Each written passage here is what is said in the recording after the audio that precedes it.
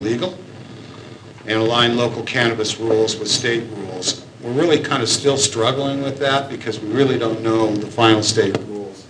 As of yet, they're saying they're going to release their draft regulations this fall. Summary points. The ordinance sets standards for personal recreational growing, develops local commercial permitting processes, sets standards for commercial cultivation, including setbacks, security, fencing, and inspections. There is an overview of the zoning and permitting in a matrix. We have copies back there, I believe, for you to look at. And at this point, I think we're ready for public comment. Okay, can everybody hear okay? In the back? Okay, before I lay out these ground rules, I'd just like to thank this committee for their tireless effort, a lot of hours, a lot of reading, a lot of studying, a lot of paying attention, and I thank you all. Appreciate it.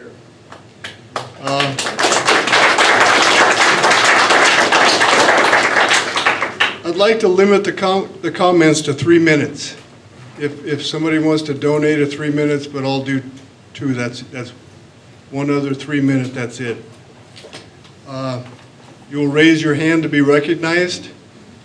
There's no talking over anybody else, no interruptions, no being rude. Please come to the mic. Pardon? Please come to the mic. Please come to the mic and address the committee. We're not here to sell something. We're here to learn, to get people's input. And I'd like to, I want this to be a civil meeting. I want the first speakers from Laurie's District number 5. Oh, I'm sorry. You're fine. I'm 5, duh. Well, some of these people are from 5 too, so. But anybody from Laurie's District 4, excuse me, I'd like to go first. Any questions? Is it a hard question? No. You want the lights on? Yeah, we can turn the lights on, sure. Switches back over there. Doorman and lighting. Thank you. Okay, we're ready for the first comment? You, sir. John.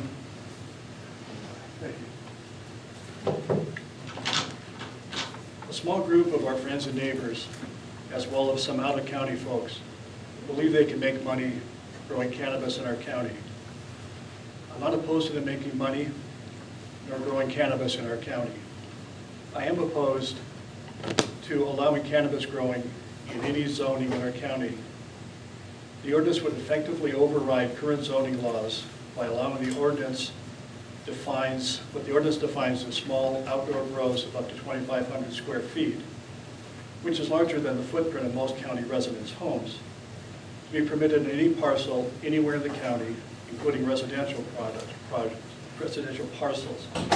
If the thought of your neighbor having a 2,500 square foot outdoor cannabis grow is not appealing to you, add to it that the ordinance requires a 7-foot fence around the grow to prevent the cannabis from being viewed. It further requires that the fence must be constructed with materials which are strong enough to prevent access by trespass. The draft ordinance proposed permitting process is ridiculously complicated. The ordinance would create 17 types of commercial growing permits, each with its own set of guidelines to be complied and enforced with. The permits would be administered and processed by one or more of our already understaffed, underfunded county agencies. Section 11 of the proposed ordinance, which appears to intend to create an annual fee schedule for the permits, has been struck from the ordinance. The ordinance calls for the Ag Commissioner's Office to inspect and enforce cannabis grow permits, but does not create a funding source for enforcement. Also, it's been suggested that commercial growing would generate revenue for our county. However, this ordinance is silent not only on fees for permits, enforcement costs, but also on cannabis growing tax to generate revenue for the county. It's my understanding that this ordinance would likely, by state law, require an environmental impact report to be prepared. The cost of the EIR is likely to be significantly in excess of $100,000. Since the ordinance is also silent on this issue, the cost of the EIR would come from the county's general fund. I want to be clear, I'm not opposed to commercial cannabis growing, but only to where in our county it is permitted to be grown. Zoning codes exist so that incompatible uses do not occur adjacent to each other. Based on these concerns, I therefore propose that, other than the 6 plant grows currently allowed by state law, that all other cannabis cultivation in Plumas County be permitted only on agriculturally zoned parcels. That the draft ordinance be revised to clearly provide for funding sources, other than the county's general fund, to provide for the cost associated with permitting, enforcement, and environmental impact report. For clarity, I want to restate my position. Cannabis cultivation in Plumas County should be permitted only on agriculturally zoned parcels. Thank you. Thank you, John.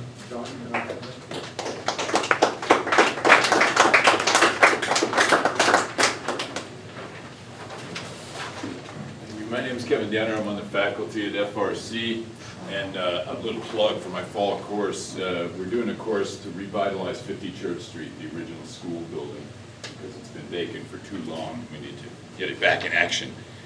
I've written 13 books on government policy, and one of the things I learned in writing those books, both national policy and local policy, is that policy based on science is a lot better than policy based on ignorance and fear. Cannabis is grown here, and it will be grown here. The question is, are we going to regulate it, or are we going to try and continue prohibition? Prohibition doesn't work. It didn't work for alcohol. Hasn't worked for cannabis. That's why 26 states now have gone through some process of decriminalization. Kids can get cannabis easier than cigarettes right now. And that's because cigarettes are regulated, and cannabis isn't. And that's what we're in this process. And by the way, I've worked in a lot of different countries, and this is awesome, what we're doing. This democratic process of developing legislation in a community setting isn't done in a lot of countries. You can get shot for proposing it in some countries. So what people know about cannabis is about delta-9 tetrahydrocannabinol, THC, the main psychoactive ingredient in cannabis. There are 110 so far discovered, 110, they'll probably discover more, cannabinoids. Every mammal, including every human being, is born with cannabinoid receptors that are involved in your immune system, the functioning of your brain, your kidneys, your liver, etc. We were born, we were created by the creative force of the universe with cannabinoid receptors in our bodies. This, Kevin Danaher. So we're victims of 80 years of negative propaganda, weed with roots in hell, all this, because there were a lot of industries that were threatened, the pharmaceutical industry, the aspirin industry, the plastic industry. The federal government lumped cannabis and industrial hemp together. And I want to raise this because industrial hemp is an awesome product. You can get about 50,000 different products from industrial hemp. It's got so little THC in it that you'd have to smoke a telephone pole to get a buzz, and nobody's going to do that, right? You'd die of lung cancer first. So CBDs, cannabidiol, these other cannabinoids are being used to treat children with epilepsy. Go on YouTube and look up, what if cannabis cures cancer? Because the federal money for research on cannabis in the United States stipulated that it had to be negative. It had to be researching negative impacts. Israel, United Kingdom, other countries have been researching the positive uses, the medical uses. So again, I just want to reiterate, it's going to be grown here, and we're either going to regulate it or we're going to try and continue a failed policy of prohibition. Thanks for your work. You guys are great. Thank you.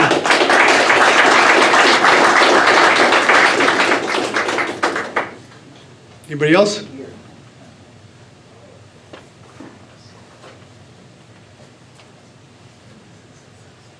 My name's Ralph Coney. I'm a 45-year resident in Quincy. I put ads in the paper, wrote articles to the editor, Maybe some of you have read those. I've been trying to stimulate interest in this proposition that's being proposed, which we believe is not compatible. This code has no limit on the number of commercial sales, cultivation, and manufacturing sites. It converts our current zoning system to all commercial. It does not protect our first responders. It allows an all cash-based system into our neighborhoods. It totally disrupts our current way of neighborhood enjoyment by decreasing open views, more traffic, noise, smell, and exposes our children to a drug culture and additional crime. This experiment hasn't worked in other counties. I have a packet in the back of the room from Calaveras County and Butte County. Just last week, Butte County voted, their Board of Supervisors voted to continue the ban on commercial growing in dispensaries in Butte County. Option one, the no-grow option that I came up with, all of our adjoining counties are no commercial cultivation. Butte, Lassen, Sierra, Shasta, Tehama, and Yuba. This is why all the growers are focusing in on Plumas right now. Option two is a limited cultivation option that I believe that this board listens to some of the suggestions that are proposing. More of the public that is against growing may come forward to support. The first thing I'd like to suggest is that Section 6 of the current code, medical marijuana collectives on page 9, be moved this section to Section 8 under commercial cannabis. Right now, you have a personal grow section that has requirements and restrictions on it. You have a commercial section that has requirements and restrictions on it. Currently, right now, the current medical marijuana collectives are not regulated. There's no zoning. There's no requirements put on those. I'm recommending that the Board of Supervisors pass an emergency resolution that within 60 days of adoption of this ordinance, any primary caregiver, collective, and/or entity cultivating more than 18 marijuana plants within the unincorporated area of Plumas County shall register as a commercial cultivator with the County Agricultural Commissioner or Planning. This does one important thing for you growers. Approved applicants who began cultivating medical marijuana at locations addressed on or before January 2016 shall be deemed to have been registered commercial cultivators and shall be entitled to the highest priority processing for future permit applications under California Section 8107, the good standing section. The other items, would somebody be kind enough to yield? You can have my time. Thank you. Okay, I have 10 items I'd like to go over that I propose to change in this ordinance. No commercial cultivation and marijuana in residential zones. That's the blue area that Randy showed on the map. I believe based on the other 4 meetings, which I've all attended and presented this same presentation to, I believe all of those residential areas will be dropped from this code. It'll be political suicide if you leave those areas in. Number 2, no commercial cultivation in suburban, rural, and recreational zones. That's the yellow, orange, and pink areas, unless you have 20 acres or more. Randy says in agricultural areas, you can't grow in restricted areas. He also says we're not letting you grow in timber areas. So what are you proposing? You're proposing to bring it into the neighborhoods. Something's wrong with that. These zones, the suburban area is going to be the battle zone for your district, Lori, just because of the amount of suburban areas that we have. The entire surrounding area in some of your district also is S1 and S3 zones. Which would be the yellow. Yellow, thank you. Like John said, how'd you like to have a greenhouse? 25 feet by 100 feet, 18 feet tall, only 25 feet from your boundary. Lane LeBay has been kind enough to talk about his growing. If you do a drive-by and look at his greenhouses, they're a little bit bigger than that, but both doors are open. The ventilation is coming through. How'd you like to have that 25 feet from your house? Greenhouses get to 130 degrees and higher in July, August, and September. The doors will have to be open, otherwise you'll cook your plants. Number 3, all cultivation sites require access road equivalent to CAL FIRE. Number 4, all cultivation sites require a dwelling on the property. Let's don't have any raw land grows where people are camping out on the property. Number 6, agricultural, 20 acres and larger is the best area for growing. Number 7, commercial and industrial zone property. This is also a good area to develop indoor growing. It's the best area to refurbish one of our old existing decaying industrial properties. Number 9, under Prop 218, add a canopy tax of $20 per square foot to be paid. The $20 is negotiable. Let's vote on a grow or no grow vote on the canopy tax.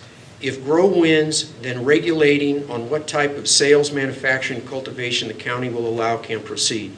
This is the only foolproof way to find out, to determine what the community's preference really is. Let's vote. Based on the newspaper article, it appears our planning commission is non-functional with our board of supervisors. I recommend we skip the planning commission. Let's go right to the board of supervisors and let's vote on this. Thank you, Ralph. Since legal commercial growing is all new, let's start out cautiously.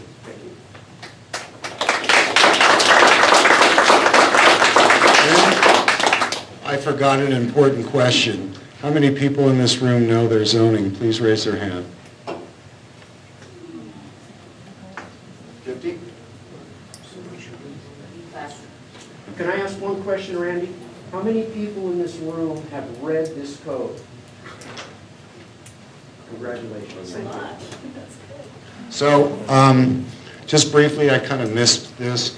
I have the county website up, and I'll show you how to get to this information. Let me do it. Start Randy's 3 minutes, will you? Just counting my 3 minutes. So, the homepage on the county website, real quickly, you'll see a button that says Cannabis Working Group. I don't know why yet, but you can see that you go to this page, you'll see a July 6, 2017 live meeting. That's the only meeting that's been posted, but I know they're working on posting all the meetings, and this meeting will be posted. And then real briefly, there's a button on here that says County Maps. And you can go there, view County Maps, GIS, map portal. I'll go real quick because I have internet here. And you can see a bunch of maps, and one of them says county zoning. You can click on that. You can put your address in, and it'll give you your zoning or your assessor parcel number. So we have a tool so you can find out your zoning if you don't know what it is now. Address is up at that top, that's address, and then if you go down to this sidebar, there's parcel. There's parcels. So either way. So either way, the county website has zoning maps on it, so you can find your zoning. Okay, did I stay after 3? Thank you. Anybody else?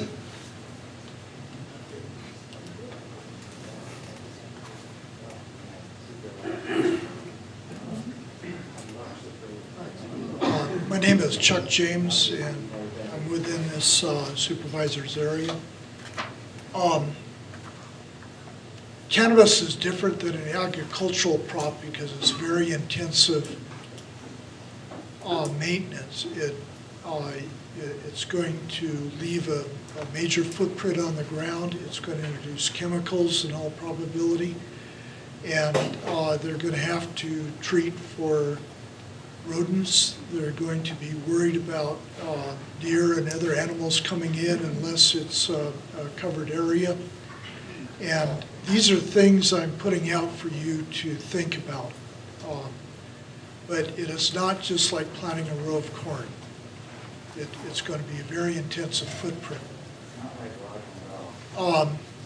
Within here, you're going to have an increased law enforcement. Anytime you have cannabis, based on reading the Humboldt News, on and on and on, you're going to have law enforcement issues, something to consider. I've got a question. How do helicopters fit in this if they're a non-regulated item for ranch use and farm use? Is that an unintended consequence that can come over into this area? You're basing your ordinance on in the vernacular, a pot-friendly county, in which they've had 30-some-odd years to deal with the issues, and they're a very pro-grow county. It's a large amount of agricultural business.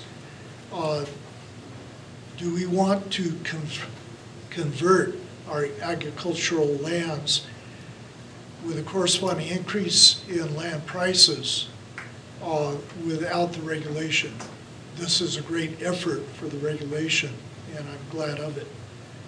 But that's something to be concerned about. View shed. How many greenhouses are we going to have?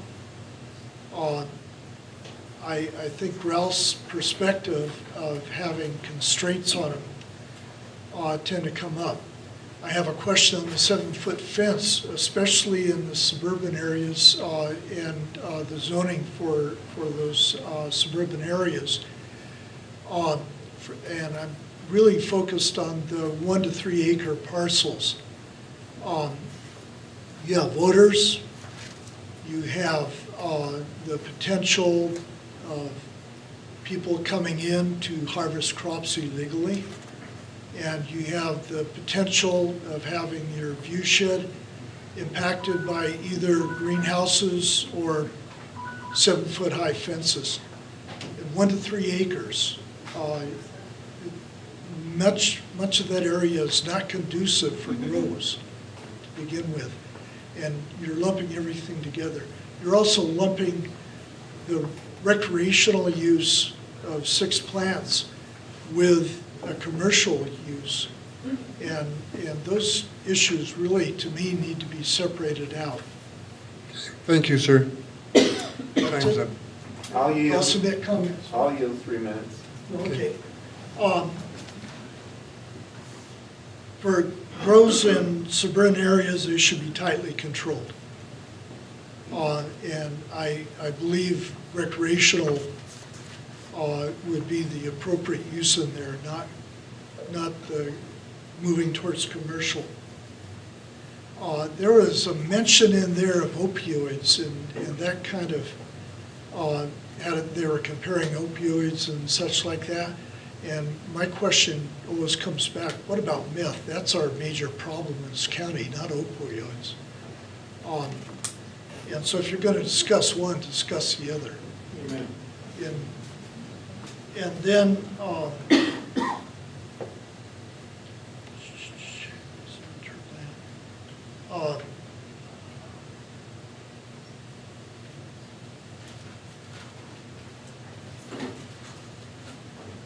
I think that kind of covers it. I'll submit written comments, so it should be a lot more organized. And, Thank you. but I do thank you for your patience, and I do appreciate